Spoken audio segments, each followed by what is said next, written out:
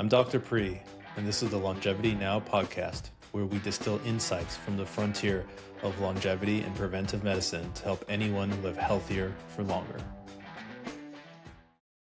Hello, friends. Welcome to Longevity Now. I'm your host, Dr. Pri. Really excited today because my guest is Grant, CEO and co-founder of Goodlabs, which is an amazing organization that you're going to hear a lot more about. But I'm also really excited because Grant, first fascinating background story, but they are working to really democratize access to longevity and your bio data, and in a really interesting and unique way that is going to blow your mind. So first time chatting with folks who are bringing access to longevity, which is a big part of my mission. Stop talking now. How are you doing, Grant? Thank you for having me, Dr. Pri. I'm really excited about this. Likewise. So let's jump right into it. Can you tell us more about Goodlabs? What do you do? How do you operate? Yeah, so at Goodlabs, what we do is we offer free blood work with a blood donation. So you come in, you donate blood, and during that donation, you actually get free health insights. Awesome. And in terms of the blood work, do people get to choose which biomarkers they might want to be testing? Do you guys kind of have some options? How do you do that? Yeah, I can sort of walk through that specific flow. We will do sort of a lot of marketing, we'll do content, we'll get people excited about what we're doing, Goodlabs, and then people come to our website and they choose a specific panel or a series of a la carte tests that they want during the donation. So we have like a general health and wellness panel, a nutrients panel, an iron panel, a heart health panel. The heart health panel is my favorite because I think it's super important. And they choose the panel that they want. And then the next step, instead of sort of the checkout motion being putting in a credit card, you actually just choose your appointment at one of our partner nonprofit blood centers. And so it feels very seamless. It feels like an e-commerce experience, but you actually then go in and donate blood and get to save a bunch of lives in the process. That's amazing. I love it because this is really just a win-win, right? You're helping people get the blood that they might need. You are doing something good yourself and you're getting information, which I think is the best type of business. One thing that is a little bit funny, and I'm curious if you get this question. So I send pretty broad panels for my patients, being a longevity doctor. Sometimes the record was 19 vials of blood. And I've sent my wife to get a bunch before, and she's like, I'm going to faint. Like, why are you sending so much blood? But as you probably know, each of those vials of blood is pretty low volume, and it shouldn't make you feel woozy, etc. But for the folks out there who maybe are not aware, like the blood donation, you're usually giving a liter of blood, if I'm about this correctly. So is it taking away, let's say somebody wants to get a couple of these panels with their donation, is it taking away from the blood donation, or is it just such a small amount that it doesn't really matter from the standpoint of being able to help people with that donation? That's a great question. It's funny. Normally people, when I say what we're doing at Goodlabs, they're always like, oh, this is like the modern day Theranos. And I always say, like, it is actually the exact opposite of Theranos. Like, Theranos tried to take way less blood and we're taking way, way more. And so really what happens during a blood donation is there's kind of this like line from the needle directly to this bag of 450 milliliters of blood. And in between that, there's actually this little thing called a diversion pouch that they fill up with blood to do like infectious disease testing. A lot of the testing that currently exists for the blood supply is all to protect the patient at the end of the day, right? It's very important that they don't get some sort of infectious disease over the course of receiving a transfusion that is potentially saving their life. And so during that process, we just take it from that diversion pouch. So we're actually not extracting any tubes from the donation itself. So it's still the amazing product. It sort of has all the normal characteristics of a blood donation. We're taking it from an extra pouch that just has leftover blood anyway. So we're actually not extracting anything that is used in the hospital. We're just sort of adding on a couple of tubes to a process that already exists. Got it. I didn't even realize that. So this blood was being siphoned off already for testing and quality assurance. And so now you're just repurposing that for the lab work itself. Exactly. It's just kind of like a slight paradigm shift in how you think about that diversion pouch, right? It's instead of it getting a bunch of information to protect the patient, it's also we're going to get additional information from additional tubes to now give that information back to the donor. So it's kind of a nice, again, a win-win. Got it. That's super cool. And then from the standpoint, like who's testing the blood? Is it going to like your LabCorp Quest, or do the blood donation organization, since they're already testing it for other stuff for quality assurance, do they just do it there? Like how does that part work? Yeah, so we actually kind of have all the operations laid out so that the tubes, we get them from the center to our CLIA certified labs, which is just Quest. And so we're not trying to innovate on the lab section. It's more so we're trying to do this net new business model that's really interesting for folks and building a technology platform on top of it. Got it. And did you have to convince Quest, or are they just sort of happy to help out in the mission as well? Yeah, so Quest, they're one of our vendors. So we are paying Quest for the lab tests. And so that's kind of how the business model works. So we just kind of use whatever that donor acquisition cost is normally for blood centers, instead of it going towards like Facebook ads or sort of like really low converting different types of events or some other different type of incentive that they have. We're now just saying, hey, look, this is actually a really good use case of your marketing budget, instead of going towards something that you might not understand if it's working or not. Just use Goodlabs, and then we then sort of funnel that over to Quest, and then Quest runs the labs for us. Okay, awesome. So the donation centers, essentially, by going through you all, they get more blood that they can donate, and then they also can kind of help cover the Quest side of things, and you guys facilitate it all. Yeah, exactly. I mean, there's just like a massive shortage of blood right now in the US. I think the numbers are something like a 40% decline in blood donors over the last decade. And a lot of that is kind of post-COVID headwinds. There's a lot of businesses that don't come to the office anymore. So if you have sort of an office blood drive, people aren't showing up. You have a situation where young people just don't donate blood anymore. I don't know if it's lack of civic duty or if it's some sort of issues in this post-COVID world, but young people just overall just are not donating blood all across the country. So you kind of have this like weird, what I kind of think of it as like an existential crisis in the industry, where the current population of blood donors, I think the average age is somewhere in the 50s. And so as you get older, the odds of you developing some sort of condition or you going on some new medication that makes you ineligible to donate blood because your blood is no longer safe for that patient who's in some precarious situation. Now, if you start aging out of your ability to give blood and we don't have a younger donor base to backfill, essentially, then the entire blood supply is in a really sort of scary position.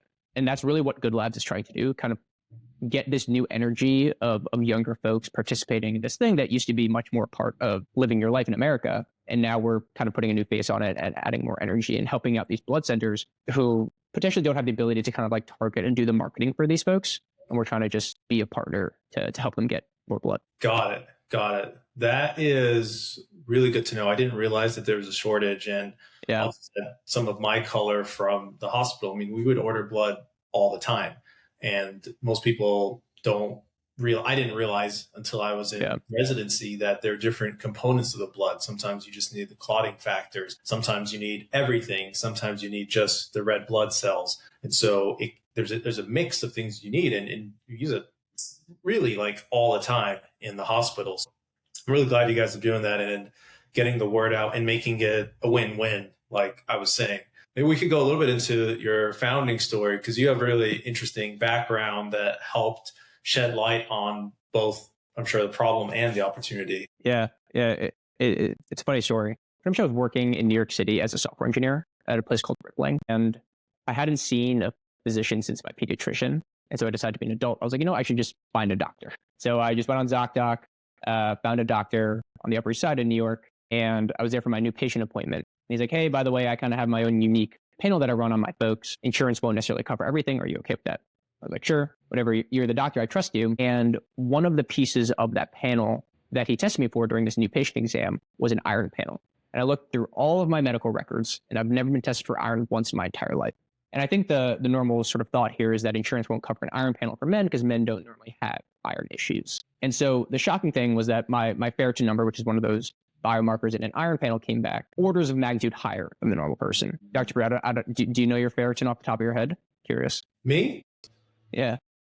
I know it's normal. So, we also test it for inflammation, right? Because it's an acute phase reactant. So my guess is your ferritin came back high, as well as your iron, not just your ferritin alone. But I want to say I'm somewhere between 100 and 200. But you're right. I was looking at it more from an inflammatory standpoint, and you're also right that it's rarely checked in the traditional practice. Yeah, because mine came back at 2,000 nanograms per milliliter. So it was pretty shocking. My doctor actually at first thought it was a fluke. He was like, oh, we should rerun it because that seems like that's not right. Especially because all my liver enzymes and everything were fine. And so then I go in, I get the test again, and same issue, still super, super high. That kind of set me down this like crazy diagnostics journey. I do a bunch of more blood tests, a bunch of MRIs, specifically around my liver. do some genetic testing as well. And my MRI came back and there's like this like massive glowing orb where my liver was because it was just full of iron. And so that plus the genetic test came back, and the formal diagnosis was a thing called genetic hemochromatosis, which means that my body can't really properly process iron, and I think it sort of absorbs too much and stores too much, therefore increasing the ferritin.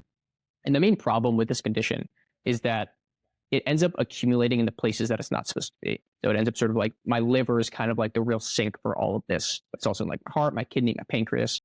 And so over the course of your life, you end up sort of developing a lot of issues with your liver that kind of propagate into developing sort of deeper and more problematic conditions. And so thank God at the point that this happened, I was 25 and there was actually no permanent damage. So we caught it early enough. I would have never known. I didn't actually have any symptoms. There was no reason for me to get that test, except for the fact that it just like randomly showed up in this appointment. And now my prescription, in order to get this iron out of the places that it's not supposed to be, formally signed off by a doctor, was I had to donate blood once a week. And the reason why this was the case was because I get a bag of blood out of my body, and then in order to replenish those red blood cells that my body just lost, my body just ends up sort of finding iron anywhere it can, and then sort of starts pulling it out of these places it's not supposed to be. So it was quite a journey. I was just kind of like spending every single week going to the New York Blood Center, putting a needle in my arm, and then extracting this like massive bag of blood that we just talked about. And that was kind of like curing this condition that was silently happening in my body for years. Yeah. I'm glad you caught that early. I'm glad that the doctor had the, I don't want to say foresight, but at least was willing to check a little bit more. Yeah. How long was it that you were getting your blood draws done before you conceived of the idea that became Goodlabs? So it was a few months, and I just kind of kept going in the blood center and putting a needle in my arm and then getting this bag of blood out. And at the same time, I was also going to all these different specialists. So I was going to my hepatologist, my hemo, I was going back to my PCP, and everyone was poking and prodding me for the exact same information, right? Like, is Grant's liver okay? Like, is his ferritin going down? How is his iron overall? And so I was kind of like bopping between all these different places, paying co-pays, paying lab fees, and at the same time also going to this blood center, putting a needle in my arm there. So I kept asking people, I was like, why can't you guys just test my blood when there's already a needle in my arm? Like, why do I have to go to you to just get this one metric tested? Because that's kind of like what we're looking for. And the physicians were like, oh, the New York Blood Center just doesn't do that. Like, that'd be cool if they did, but they just don't do it. And I'll go to New York Blood Center and be like, hey, like, why don't you guys do this? And they're like, oh, that's just not what we do. Like, that's kind of outside of the scope of our work here. And so I kind of, at this point, I was like, like, this is kind of crazy. Like, this is just so inefficient. Why does this not exist? I ended up finding this paper that was, I think, the German Red Cross in like 2015, that they saw like a 30% increase in blood donors when they started offering health tests. And that's a very, very different economy and a very different time, right? Because German has like socialist healthcare or universal healthcare. And so if it worked that well in Germany, it would work even better in a place like the US, where it is super, super expensive, specifically US in 2025, where people are spending hundreds, if not thousands of dollars to pay someone to put a needle in their arm to get the blood tests from it. So at sort of the exact same time that we're seeing all this like consumer interest in the zeitgeist of people who want this information, we're also seeing this kind of existential threat that I mentioned before in the blood donation supply. So I was like, why not sort of combine these two things, make it this efficient system where you can get blood tests when you donate blood, and hence from that, Goodlabs was born. And so I think sort of once I realized that it wasn't illegal, it wasn't impossible, and blood centers have actually tried this before in different ways, that was kind of the opportunity that Goodlabs has found itself in. Yeah. And it's funny, there's a graveyard of entrepreneurs who have thought, this makes sense. Why don't we do this in healthcare? And then the healthcare system just pushes back. But you were able to convince them. Was it hard, or did you just kind of show them, hey, look at this German data, this experience they had, and it solves your problem of getting more folks in the door to donate blood? Like, what was that process like to get started? And where did you get started first? Yeah, it's pretty much I quit my job, and then the next day I went directly to like the biggest blood conference in America called the AABB conference down in Houston. So it was like October 18th and October 19th, I just like showed up. I had no idea what I was doing, but I was like, like burn the boats. Like, let me figure this out. If I don't quit my job, I'm not going to sort of be able to like spend enough mind share on this. And I just felt like once I had sort of the insight for Goodlabs, the burden was on me. Right? It was like, oh, this is actually a really interesting opportunity. We can democratize access to this. We can sort of help the blood supply. And so I just felt kind of like this like burden to do this thing. I was super excited about it, but also like I needed to do this as quickly as possible so that I could help as many people as possible. And so I show up, and a lot of people don't want to talk to me. And we're like, oh, that's stupid. Who the hell is this like guy who's running around asking about free blood tests? And so it's kind of like me banging my head on the wall for months at that point. And then we did all of these pretty crazy things to try to get in front of blood center execs, because we just knew that as soon as we launched with one, that we could prove ourselves, right? Like we just had to prove that people cared. Because some of the blood center people just didn't really believe that it would work because they've tried it in the past. They've tried to offer lipid panels, they've tried to offer HbA1cs like decades ago or years ago. And I think sort of that they didn't really sort of believe that there's kind of this like consumer shift happening. That was kind of like part of our pitch. And we were refining the pitch and sort of like figuring out exactly how to sell that to blood centers. But we knew that all we had to do was get one contract, and then we'd sort of see this thing blow up. We'd so much belief and so much conviction in it, but a lot of people didn't necessarily believe us until we were able to get that first contract. And so it was funny. It was like months had gone by. I ended up recruiting like one of my best friends from college to join me as co-founder, like one of the smartest kids I knew in college. And we were like, okay, let's do this thing together. He was super excited about it. He himself had been really trying to get certain tests and wasn't able to with his doctor. And he was just like, how do I get, I think he specifically wanted like his heart health tested. And so we had this actually one week where we were trying to meet with someone, and she said like, I can't meet, like I'm actually at a conference this week. And she was like, oh, I'm going to DC for this conference. So then immediately Adam and I were like, oh shoot, like we should probably be at that conference. So we looked it up. And then like within the hour, we're on a train going down to DC to just insert ourselves into this conference. And it was like only of blood center execs. Like I don't think we were like even allowed to be there. So we show up and we're talking to everyone. And then we ended up finding this one guy who was like the chief marketing officer, kind of like ran a lot of the operations at this organization called Vitalent. Ended up being able to get like his ear for like 30 minutes and convince him of all these things that we were so excited about. And he kind of like gave us a shot at that point. He was like, okay, like we can have another conversation next week. So then ended up kind of going down this sales cycle of convincing him this is a really interesting opportunity. And he was like, okay, like I'll give you guys a shot. And so that was how we got our first contract, which is Vitalent. And so Vitalent is like one of the biggest blood centers in the country. They're all across the map. But we ended up signing a contract to test this out in San Francisco. So there was like one downtown center in San Francisco. They were having a hard time getting folks there, but also we felt that was a really good city for us to try this out in, because there's a lot of interesting biohacker type folks already there. And so we then ended up launching in like late August, I would have to say. Late August of 2025 was kind of our first actual donation day. And after that point, it just kind of like blew up. Like we ended up like booking out. We were only live on 1 days in downtown San Francisco. There's no parking. The hours were only 7 a.m. to 2 p.m. So people had to take off work in order to come. And it was also in downtown San Francisco where you're not necessarily just like walking around. Once we kind of opened the doors and told people what we're doing, we ended up booking out pretty much like through November. It was kind of just really cool seeing this excitement around what we were doing, because again, we were banging our heads against the wall. A lot of people didn't believe us for a very long time that people would want to kind of participate in this. But as soon as you kind of like make it affordable and you make it exciting to donate blood and also get the health insights, we kind of just saw this like massive interest in it without us spending a lot of money on marketing too, which is really cool. So that's kind of how we ended up getting live. And then once we now sort of had this early data from this initiative, then we're able to sort of like showcase this to all these different blood centers. Now there's a lot more excitement of what Goodlabs is doing. It sounds like you said you left your job in October, so you were really at this for like almost a year before you were able to go live and like truly test it out. Is that right? Yeah, exactly. In order, sort of like a core piece of what we're doing at Goodlabs is that we actually build kind of like the consumer platform. Like once you get the results, what you do with it. And also like we had to negotiate the contracts with Quest to actually get the blood tested. And so once we had all of those things built, we're like, oh, like, why don't we actually just like start selling blood tests? Like we got a really good rate, like it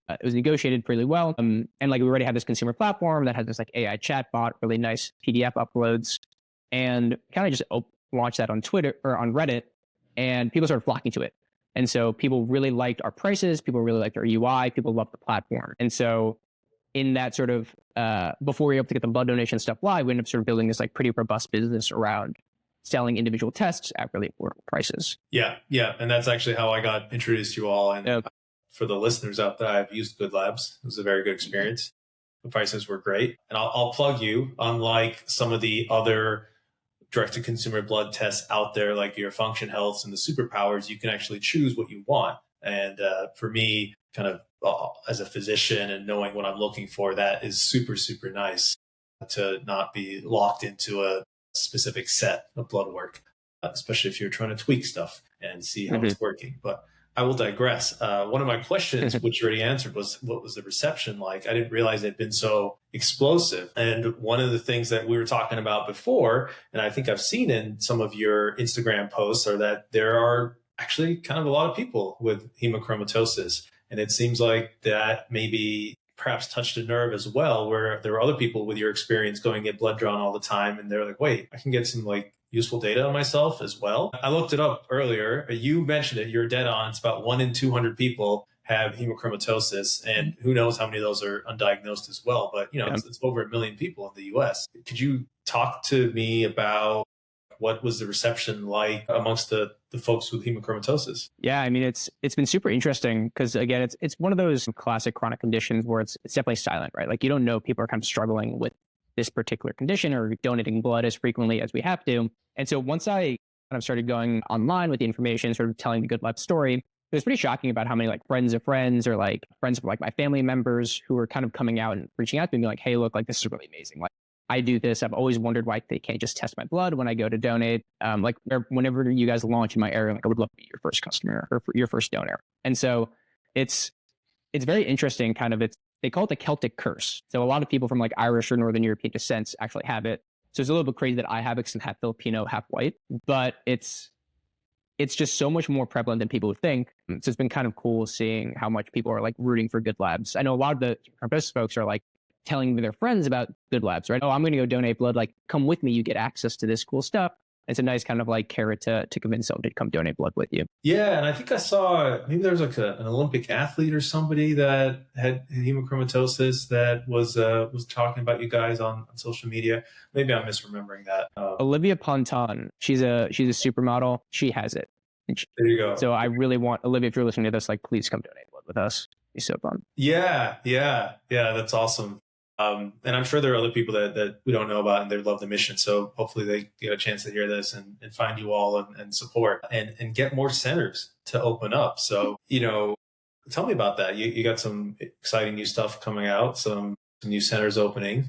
What's sounds like you've proven the concept. Yeah. I can chill a bit here. So we are going live in Chattanooga, Nashville, and Rome, Georgia in about a month.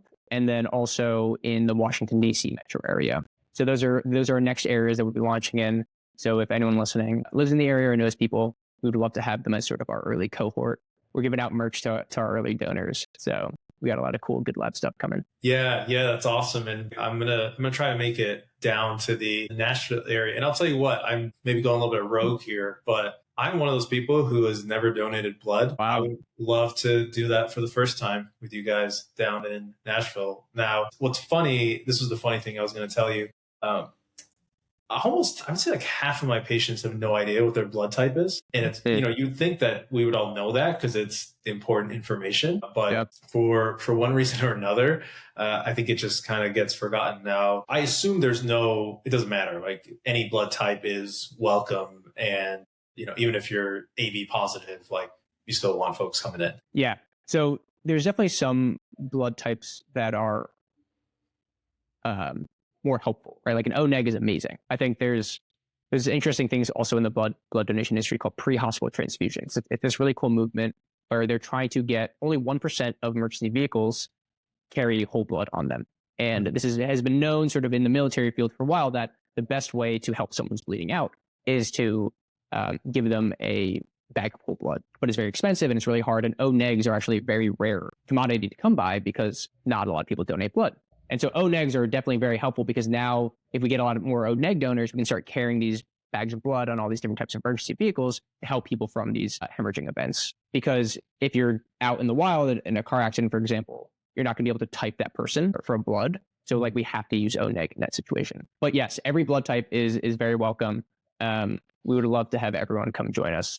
But you also do get your blood type back during your first donation. So if you don't know it, this is actually a great way to get it for free. There you go. Yeah. No, and that makes a lot of sense in terms of the O negative, like universal donor. And I won't bore everybody with the nerdy doctor stuff, but just suffice to say, look it up. There are different components of the blood. Whole blood has everything that you need, but a lot of times these components are split up so they can be used a little more efficiently depending on what that particular patient might need. So that's super cool. I know that you had saved maybe a story about how this has helped folks, maybe a story or two, if you want to share any of them, because I think it's cool to put, like a real anecdote to the impact this has been able to make for people. And I'm sure this is one of the things that really drives you and motivates you.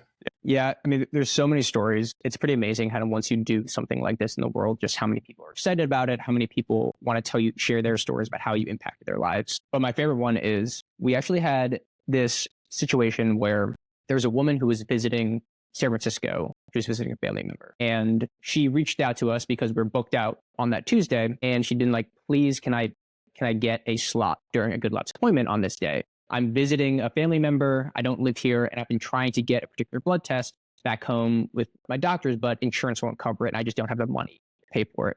So when I'm in San Francisco, can I please come to Goodlabs and donate blood?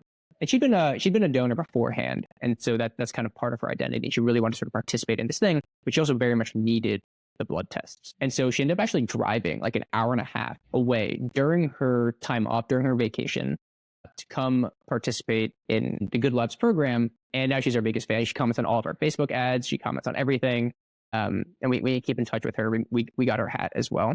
But it was just cool kind of seeing like the actual like love for what we were doing and also like the need for it, right? It's not like we're just doing something good. People like really need access to this information, particularly if you're like uninsured or underinsured, and the ability to sort of like use this as sort of a starting point for you, like having a lot more agency over your health, right? Like your longevity doctor, the importance of getting this information, it's just very expensive. So kind of being able to democratize this and giving people access to it, it's going to be so valuable for folks. Yeah, no, I love that story. And I'm sure you'll be generating a lot more fans in the months and years to come. And, that last point you're touching on, I think it's just really important to know what's going on.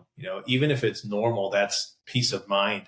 And more than it just, yes, it's expensive, but it's also impossible for some folks. Like their doctors are not willing to listen to them or help them out. That makes me think about something you touched on a little bit earlier. You mentioned that earlier in the days when this idea had come up in blood donation centers, a lot of the doctors understandably didn't want to be responsible for interpreting that blood work. What do you think has changed where now perhaps is it just easier to get an interpretation, or because telemedicine is a bigger thing, or people just more informed and they're like, yeah, it's cool, I got ChatGPT. It's okay if my transfusion doctor doesn't tell me what my hemoglobin A1C score means? Yeah, it's a great question. I think there's a few things that I normally kind of point to as like the why now opportunity. And AI is obviously sort of a big portion of this, right? It's like the ability for you to ask a bunch of dumb questions and learn about your health. It's much easier now than it was even like 6 months ago, and definitely much more than it was like 5 years ago. And so in order for this super intelligence in our pocket to actually be helpful, we need to feed it good information about sort of our current state, right? Like the same way that like a doctor can only be so helpful without seeing you or seeing your blood tests, the AI and super intelligence can really only be so helpful without having sort of some information about you. And so that's kind of one thing. It's you get some sort of information, you get some help, you get to ask questions that potentially you wouldn't feel comfortable asking a doctor because this AI has some background on you. Then I think just overall telemedicine has really taken off. Not only are there sort of laws and regulations that are now making this possible, but also consumers overall are just much more comfortable with it. People are okay just being able to have a conversation with a telemedicine doc to ask certain questions or to do some sort of like longer term relationship. And insurance is covering it for a lot of folks, whereas that wasn't necessarily the case in a pre-COVID world. And then I think the third bucket is also just consumers are just really excited about this. I think it's kind of what I call like the collateral damage of the wellness wars, right? Like there's a lot of money and marketing budget being spent on kind of targeting certain demographics, like the coastal elites, to participate in like longevity and preventive medicine, and a lot of energy going towards that. And a lot of influencers talking about these things, but everyone has access to the same internet, right? So like not only are people in sort of like the New York ivory towers kind of getting access or getting sort of all this information, but also I think everyone across the country is. And so these are people who are interested in it. They're absorbing as much information they can on their health, reading forums online, reading books, and they don't necessarily actually have a way to participate in it because they don't necessarily have the funds to actually sort of do the thing or the like the MRIs or whatever have you. And so we're hoping that Goodlabs can kind of be the way that people feel like they can be included in kind of this movement, and they're just much more educated on the opportunities and sort of the biomarkers and things that they're looking for. So they don't necessarily feel like they have to call in and ask questions about something. Yeah, absolutely. That's certainly been my experience as a longevity doctor and seeing different patients there. I feel like there are very few options. I actually don't know of any options other than Goodlabs where you can go and get your biomarkers done, whether you do it through the donation or the kind of self-service as you guys have options where you can just pick the labs that you want and you guys facilitate it. Most other places you still need to find a doctor who is willing to do that for you, or you're getting a package deal. Interestingly, I'm seeing this stuff pop up as I actually have a patient in Australia, and now in the major cities in Australia you can get your labs done yourself.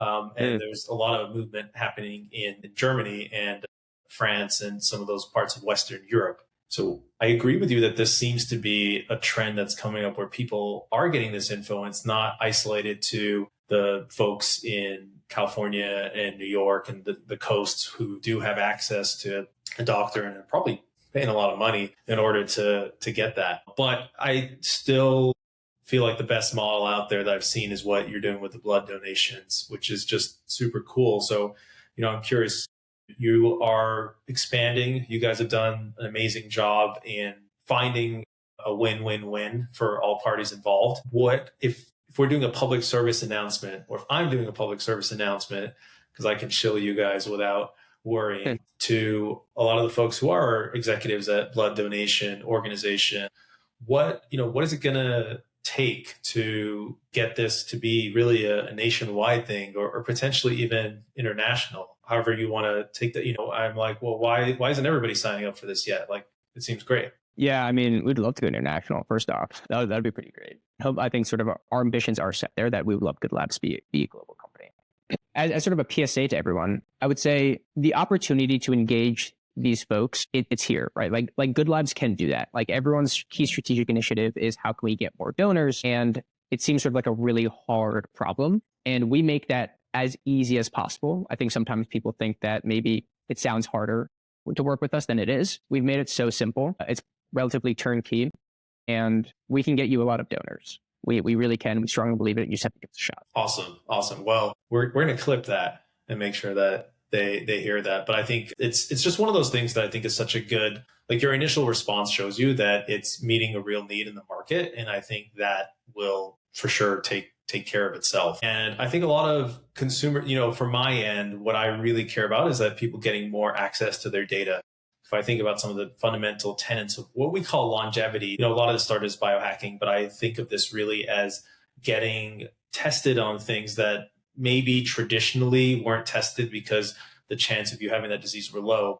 As you found out with your experience with the hemochromatosis, getting it tested, you lose very little, especially when you have a great model like you guys with a blood donation, and you get the chance to really find things that could change your life. And if you don't find them, it could change your life for the negative. So I think testing broadly and then being able to test more quickly, like I'm sure you know this, right? But like, you can change your cholesterol in a month. Like, you don't have to wait 6 months to a year to figure out if that cholesterol medication or your new diet is making a difference. And just traditional medicine is not set up for that kind of infrastructure and to do all that. So yeah, I think it's awesome. I really love the story, and really appreciate you coming here and sharing it with us today. I wanted to ask, like, where can people find you if they want to sign up or just follow along in the journey, or both? Yeah. Check us out on Instagram, Hello Goodlabs, and then goodlabs.com for our website, and then Hello Goodlabs also on Twitter. Got to get those different. And I heard at Goodlabs 3 on TikTok. And at Goodlabs 3 on TikTok. We'll be having a lot more fun TikTok stuff coming. Yeah, awesome. Well, thanks so much, Grant. I really appreciate, first of all, the work you're doing, but taking the time to come and chat with me and help people find out more places that they can access to great longevity care. Yeah, of course. This was fun. Thanks for having me, Dr. Pre. For sure. Well, hopefully I'll see you down in Tennessee. So you're saying end of February is the Nashville launch? Is that right? I think, yeah, end of February will kind of be a soft launch, and then probably March. So we can have you as one of our VIP donors. All right. Awesome. Make sure you check my blood before you call me VIP, but yeah, for sure. Awesome. Well, thanks again, Grant. Yeah, thanks.